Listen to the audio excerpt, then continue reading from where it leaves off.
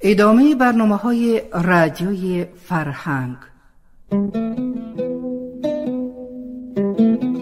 تازه انگارها، ایجاد نویسندگان نهانبین و ژرف پیما، اندیشه های کلیدی در درک معنی زندگی، هستی و راستی و آیین و عنعنه های اجدادی. تازه انگارها، ظهور آفریده های نوین و بهین ادیبان فلک سیر از رادیوی فرهنگ.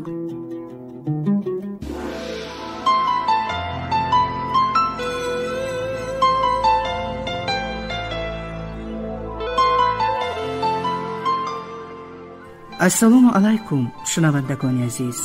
حالا از برنامه تازه انگارها گفتار ششم را از اثر نویسنده عبدالحمید صمد پرانچک ها شنوید.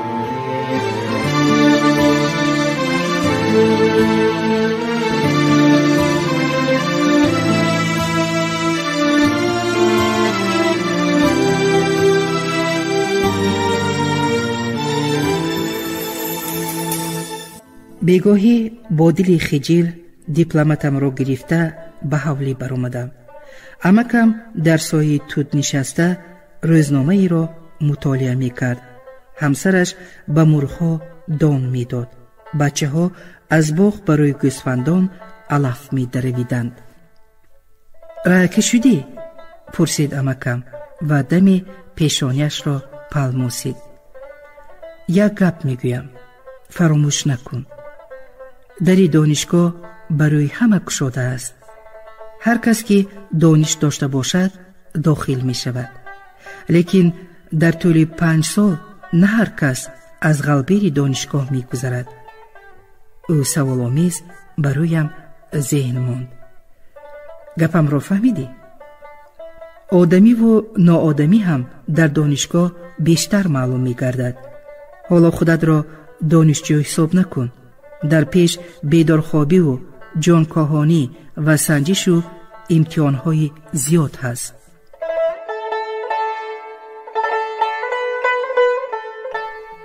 ینگم آمده به پای حوازه تکیه کرد و معنیدارانه به چهره جدی شوهرش نگریست.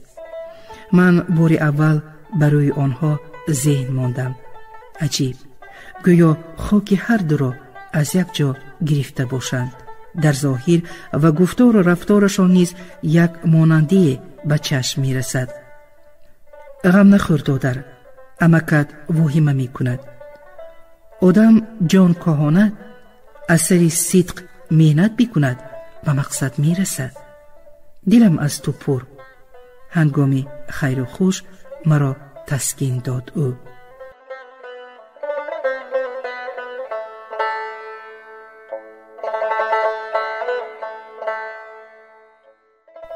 هر قدر از حولی دور و به ایستگاه نزدیک می شدم، دلم را هیجانی درد آلوده فرا می گرفت. زیرا حالا دریافتم که عمکم با این سخنهایش آن کفالت را که تا امروز برای تربیت من به ذمه داشت بر دوش خودم واگذاشت. از این چیز در وجودم هراس حس کردم. آخر عمکم گویا مخلص بود و من بازیگر. با اعتماد چنین مخلصی سختگیر و غمخوار سزاوار باید شد.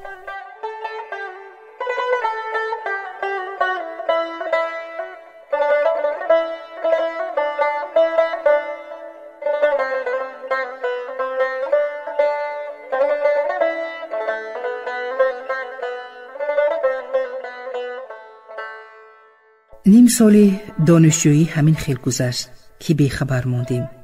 امتحان‌ها آغاز یافتند. باز تشویش، باز اضطراب. راه هم کتابخوانی. بعضی بچه‌های بی‌پروای کورس‌های بالا این را دیده پیشخند زنان می‌گفتند: جان اینقدر عذاب ندهید. اکنون دانشگاه از شما یک دیپلم قرضدار است. خواهید نخواهید آن را می‌گیرید. دیپلمدار شدن و دانش گرفتن فرق دارد. بعضی ها با پول هم دیپلم میخرند، لیکن از آن چی فایده؟ میگفت دیگری. فایدهش همین که با آدمای 5 سال رنگ زرد کرده و جان کاهانده خونده برابر می شوند. صاحب معلومات نامی گیرند. با اصرار می گفت دیگری. معلومات عالی. دیپلم قلبکی بچه ها بقا ندارد. آمیرانه لخون پرتافت سیومی. آخر آبروی دیپلم فروش و دیپلم دار را می ریزاند. چنین بحث و مناظره های بی آخر قریب هر روز در صحن خوابگاه سر می زند. اما غالب و مغلوب عیان نمی شود. هر کس در سر اندیشه خود استوار می ایستد و از همین مباحثه ها جوانان دانش طلب و دیپلم خواه را فرق کردن ممکن.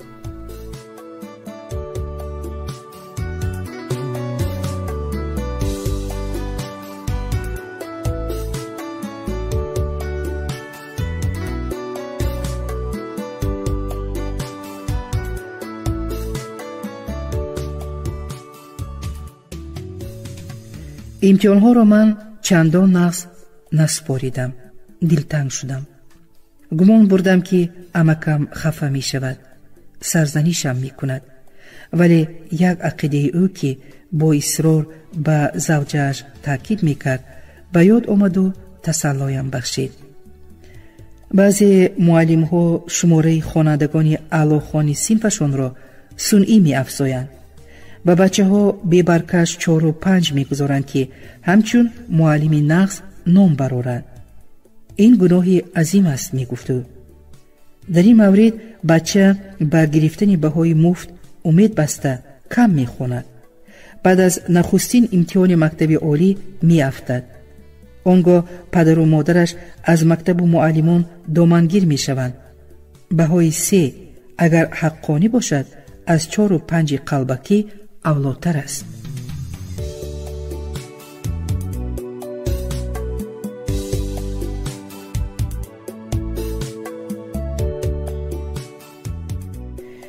معلمه زبان روسی ما هم پیروی همین عقیده بوده است. به تو 4 ماندن ممکن. پس از آن که به سوال آخرین جواب دلخواه نشنید گفت معلمه و با تبسمی ملیح علاوه کرد. لیکن حق من می رود. برای همین به تو 3 حلال می گذارم. راضی هستی؟ خیر چی هم می گویی؟ از یک طرف به خاطر معامله خوش معلمه که مثل فرشته های خیالی لبان گلابی رنگش را با هم نرسانیده حرف می زد. از جانب دیگر خیرگی و بیریایی را روانه دیدم که بها تلاشی کنم. بها در کاغذ می ماند، دانش در دل، گفتم به خود. بعضی بچه ها از سنجش و امتحان قرضدار هم شدند. مثلا قیس از 2 امتحان نگذشت، لیک ضیافت علم داد. رحیم بیگ به جان و حالم نمانده مرا هم به این ضیافت برد. مبادا ما سیاه محض شویم، تو مقسوم شیاری میکنی، گفت او فارغ بالانه. باز رای خوابگاه را گم نکنیم.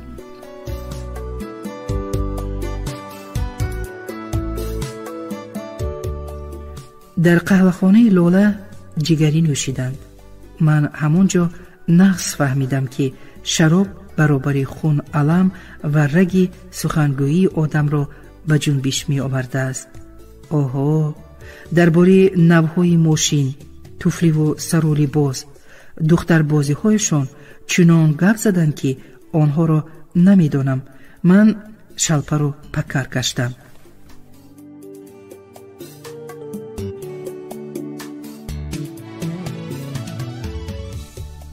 اینش کو دختر پاسپورت خاص دارد. 5 ماندن میگیرند. نهایت با حسرت گپ را به سر امتحان کشید رحیم بیگ. لیکن نخود همین خواجه سگپرست هم از ما دانا باشد. واقعا تنها نسیم و گلسارا از همه امتحان ها بهای 5 گرفتند و حالا قیس و رحیم بیگ از همین جهت در آتش алам месӯхтанд. паханаш ошнои декан, сигарет даргиронда гуфт қайс. пахани ман ошнобозии нағз намебинад. агар ӯ мехост, ҳоло ман дар МГУ мехондам, дар кӯчаҳои Москав сайру гашт мекардам. ӯ аз даҳонаш ҳалқа ҳалқа дуд бароварда пасмондаи сигаретро бо кароҳат ба хокистардон партофт. лекин гапамон напухтия. ту ошно будани падари Насиму деканро аз куҷо донистӣ? кунҷковӣ кардам ман. аз латофат. гуфт ки падари сагпараст дар як колхози машҳури водии вахш раис аст. аз худи сагпараст пурсидам. медонӣ чӣ ҷавоб дод? ин сирри махфӣ. о муғамбире, гуфтам ку ин сағира пуштибони зур дорад. луқма партоф Раҳимбек ва истеҳзоомез афзуд. барои ин ки розаш ошкор нашавад, харгӯш бар ин аз мо мегурезад.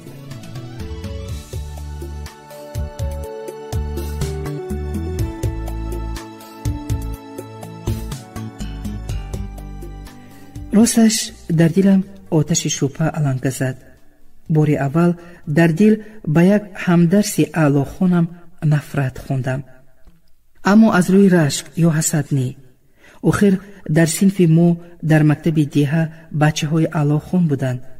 падарсӯхтаҳо мисолу масъалаҳои математикиро ончунон нағз ҳал мекарданд ки муаллимамон ҳайрон мемонд.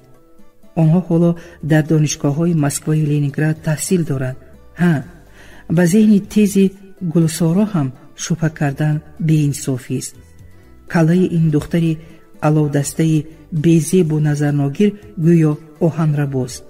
вай суханҳои омӯзгоронро калима ба калима, ҷумла ба ҷумла азёд мекунад ва ҳангоми таҳсил агар муаллимон аз вай мавзӯеро пурсанд, мисли робот ноҷунбон истода, ончунон ки тирҳо бо низом аз мири туфанг мепаранд, суханҳо низ аз даҳони ӯ дунболи ҳамдигар мебароянд. гулсоро ҳини сухангӯӣ чашмонашро ба шифт дӯхта мижа намезанад ва ба назар чунин мерасад ки нафас ҳам намекашад. боре муаллими сарсафедамон Ҳакимӣ ба булбулвор суханронии Гулсоро зеҳн монда аввал хандид. сипас гуфт ки кайҳо боз дар донишгоҳ ин хел тӯтиро надидааст. Насимро ба Гулсоро муқоиса карда намешавад. вай ором, пухта, бо мулоҳиза гап мезанад. муаллим Ҳакимӣ ҳангоми дарсҳо мудом ӯро аз ҳама охир мепурсад ки ҷавобҳои дигаронро пурра бикунад. бисёр донишҷӯён, ҳатто баъзе муаллимон ҳам бе дафтару китоб гап зада наметавонанд, вале Насим агар ба дафтар ё китоб нигарад, суханашро гум мекунад. писар, агар то охир ҳамин хел нағз бихонӣ, ба як ҷо мерасӣ.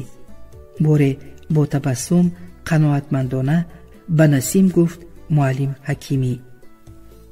тақдири ҳар кас дар дасти худаш. ӯ пас аз андаки хомӯшӣ шӯхӣ омез боз афзуд. донишгоҳро нағз хатм бикунӣ, худам туро шогирд мегирам. он лаҳза ҳамкурсон бо ҳасад ба Насим нигаристанд. вай шармгинона нигоҳашро ба дигар тараф гурезонд. ба хаёлам агар муаллим Ҳакимӣ ин ваъдаро ба Қайс ё Раҳимбек медод, онҳо курта курта гӯшт мегирифтанд ва яқин зиёфат медоданд. аз рӯи гуфти донишҷӯёни курсҳои боло, муаллим Ҳакимӣ аз ҷиҳати сахтгиру серталаб буданаш худои факулта ҳисоб мешудааст. касеро ӯ эътироф бикунад ё ба касе баҳои аъло гузорад, донишгоҳро хатм карда ба шумор мерафтааст. ошнои падарашдия ҳавасманд, рӯҳбаланд мекунад. ҳангоми танаффус гуфт Раҳимбек. хайр, бӯи гапашро фаҳмидӣ? чаро танҳо ӯро шогирд мегирифтааст? чаро фақат ба ӯ тавсия медиҳад ки баъзе китобҳоро хонад? дар зери коса нимкоса ҳаст. گمانش که ما این چیزها را نمیفهمیم.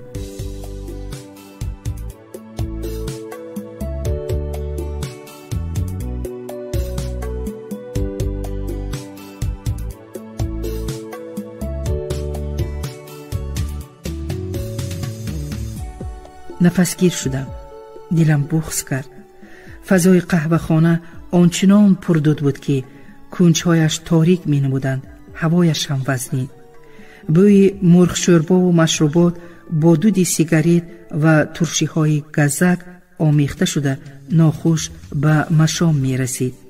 صدای مبهم موسیقی جاز با آواز خیلی حافظ مغربی مخلوط گشته سقف قهوه خانه را پر می کرد و در صحن نیمتاریک بینا 10-20 دختر و پسری آلفته در هوای این داد و غیره عضوهای خود را به طرز خاصه لرزانده و جنبانده می رقصیدند. نشستگان هم به کار آواره بودند. یک جوان عیاش دستانش را به گردن دختره که جولی دموی حلقه کرده بیشرمانه لبان او را می مکید. یکی با آوازی بلند قاه قاه می زد، دیگری با غضب روی میز مشت گفته به مصاحبش چیزی را می فهماند.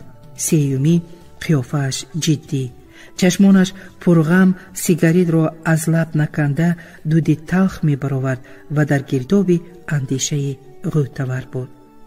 قیس و رحیم بیگ نیز به میدان رقص رفتند. من در این محیط پردود و سرغوغا در دایره این مردمی به خیالم معیشتی و بیغم خود را بیگانه حس کردم و با نفرت از آنها روی گردانیده از تیریزه به بیرون نگریستم. در کوچه یخ پوش و پربرف که از نور چراغ‌ها زهیر میتافت، آدمان خونو خورده با احتیاط قدم کنده از پی کارشان میشتافتند. خیال من تنها به نسیم بند بود. چرا بچه ها و دخترها دویم او را غیبت میکنند؟ پرسیدم از خود. مگر گپی پکنه راست بود؟ نخود محض به خاطر پدرش؟ نی، این بدگویی ها از بخیلی. لیکن از همه کیبیدنش چی؟ انا قیسم پسری رئیس است، ماشین دارد. هفته گذشته از مرکز شهر خانه ناب گرفت. کارمند اداره منزلگاه او را کوفته و یافته کلید خانه را به دستش داد. میگویند که بعضی عالم شونده ها نصف عمرشان را در خانه های اجاره میگذرانند و از تدقیق کار علمی بیشتر غمی سرپناه عذابشان میدهد. خیر، دنیا همین خیل است. کسی تواند در جای نرمتر میشیند. لیکن قیس دویم با ما همنشین است. بعضا ضیافت هم میدهد، ولی شاخ و دوم نبرآورده است. یا پدرش به نسیم تاکید کرده باشد که همراه هر کس نگردد.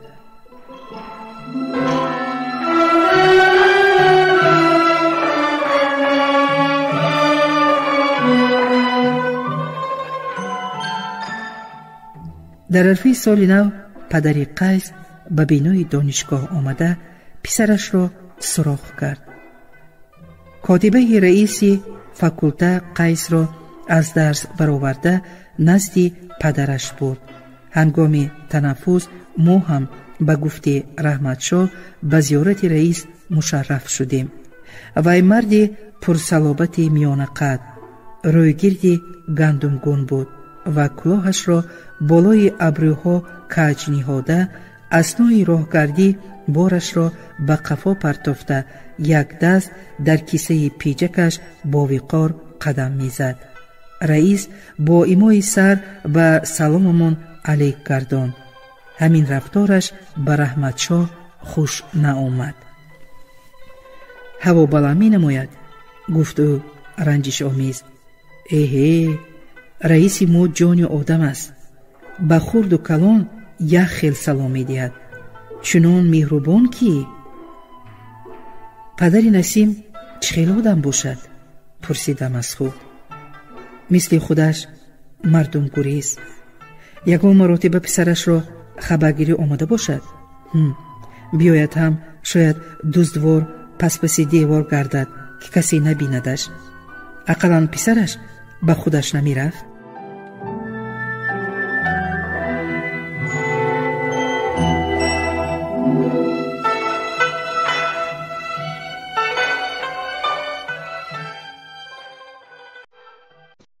ин фикрҳои мубҳам маро аз олами пурғавғои қаҳвахона даме берун кашиданд, вале ҳиссиёти нохуш диламро фишор дод. сабабаш ба худам маълум. аз ибтидои шиносоӣ, намедонам барои чӣ, дар дилам ба Насим меҳре пайдо шуда буд ва мехостам ки ҳамин нахл ҳамеша сабз бошад. ситории ӯ ба ман маъқул, ба сари худ гарангу бепарво пурхаёл гашта нашам. вале ин кам. боз чӣ? амакам низ барои сабзидани ин дарахти меҳр ҳиссае гузоштааст. зеро ҳамин ки ба хона равам, вай бо вуҷуди Насимро як ё ду маротиба диданаш албатта аз ӯ ёдовар мешуд.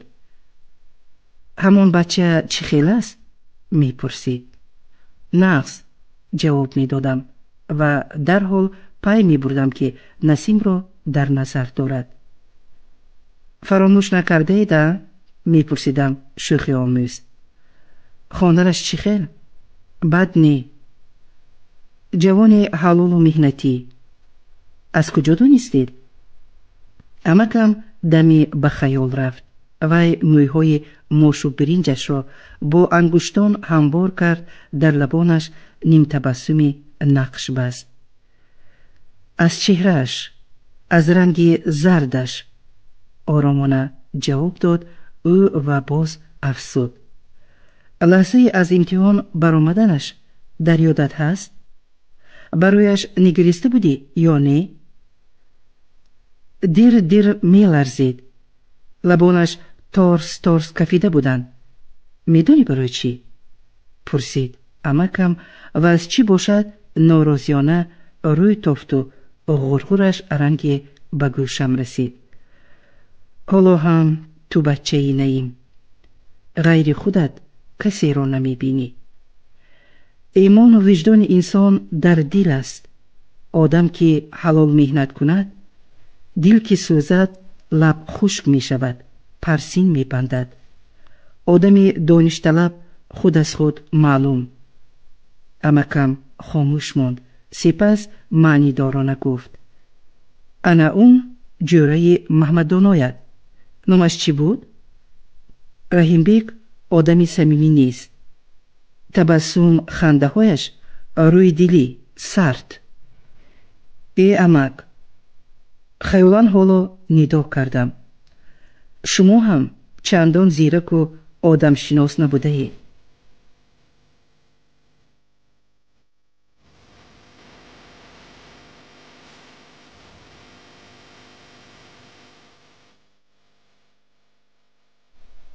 раҳимбеку қайс аз рақсгоҳ хандон хандон баргашта арақи нимпури соғарҳоро ба ҳалқ рехтанду аз лабу рӯи якдигар беҳисоб бусиданд.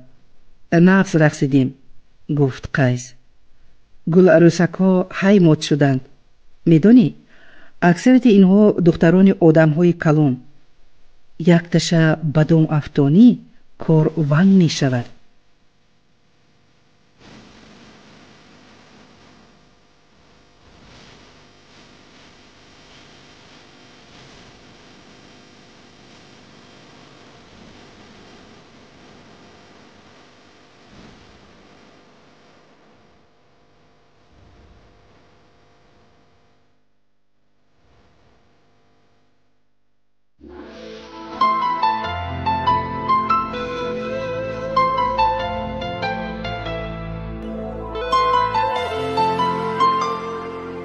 شما از برنامه تازه انگارها گفتار ششم را از اثر نویسنده عبدالحمید صمد پرانچک ها شنیدید.